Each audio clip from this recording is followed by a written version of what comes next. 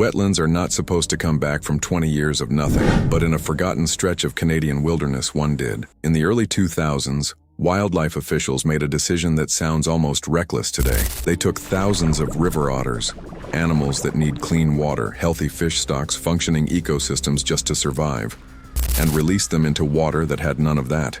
No fish, no oxygen, no functioning ecosystem left to save. No one was fully certain what would happen next. What followed wasn't collapse, it was construction. Water chemistry began to shift. Species that hadn't been seen in over a decade started reappearing. Researchers tracking otter movements started picking up patterns in the wetland that no one expected, not caused by machines, not caused by restoration crews, caused by animals smaller than a human child, moving through water everyone had already written off.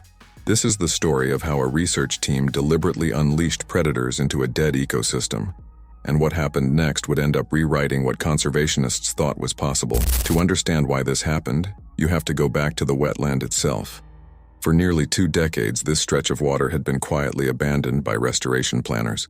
Too degraded, too oxygen-starved, too far gone for any serious intervention, but researchers studying watershed recovery elsewhere had noticed something strange. In pockets where otters had naturally returned to damaged waterways, the water wasn't just tolerating them, it was responding. Fish populations that should have stayed suppressed were stabilizing. Nutrient cycles that had stalled for years were moving again. When scientists traced the cause, it wasn't new water treatment, it wasn't rainfall, it was the otters.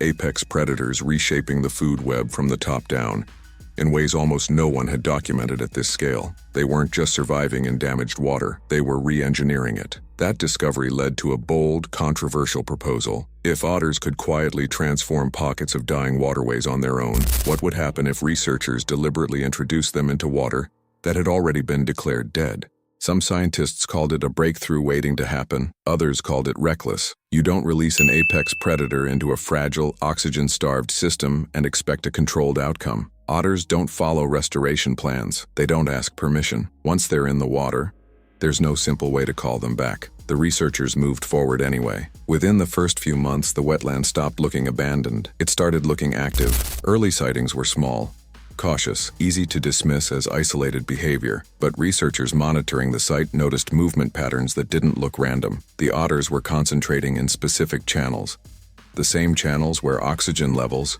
almost invisibly, had started to climb. One field researcher described it as unsettling, like the water was being worked, deliberately, by something with intention. By the following season, water clarity had improved enough.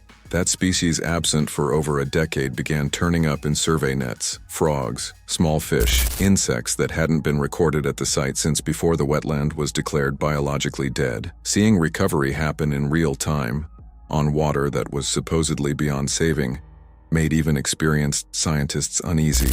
Then came the detail that changed the tone of the entire project. One of the tracked otters, fitted with a transmitter, closely monitored since release, vanished. 48 hours. No signal. Researchers feared they'd already lost him, and with him a critical piece of the study's data. When his signal returned, what it revealed changed the scope of everything that followed. His tracking data showed he hadn't just been foraging nearby. He'd pushed deep into a section of the wetland the team had written off entirely. Water so degraded it wasn't even part of the original release zone.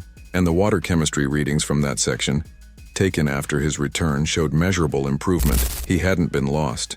He'd been expanding the project's own boundaries, on his own, before anyone told him to. Word of the finding reached the officials who'd approved the release as a limited, contained trial. What they were now looking at was something else entirely, but the recovery wasn't without complications. Otters don't operate alone in an ecosystem, they're predators. And as fish populations rebounded, so did pressure on the food web beneath them. Populations that had been suppressed for years were suddenly competing for space and resources they hadn't needed to fight for in over a decade. For a moment, it looked like nature was simply rebalancing. Predator returns, prey adjusts, equilibrium restores itself. That's how it's supposed to work. But one biologist monitoring the site noted the shifts weren't settling, they were compounding. More otters meant more pressure on prey species. More pressure meant faster turnover through the food web than the wetland's recovering chemistry could necessarily support. The system that was supposed to stabilize the water was now generating pressure from multiple directions at once. And there was a second problem.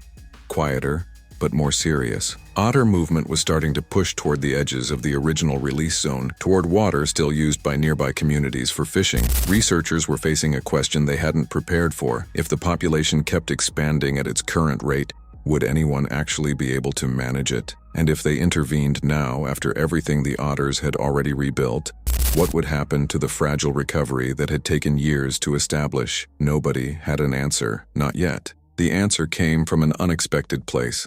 Not a barrier, not a cull, but the wetland itself. Researchers realized the otter population wasn't expanding uncontrollably. It was following oxygen and prey density, the same invisible gradients that had guided the original recovery. Where the water hadn't yet recovered enough to support them, expansion slowed on its own. It wasn't chaos. It was a system searching for equilibrium. That discovery changed how the entire project was understood.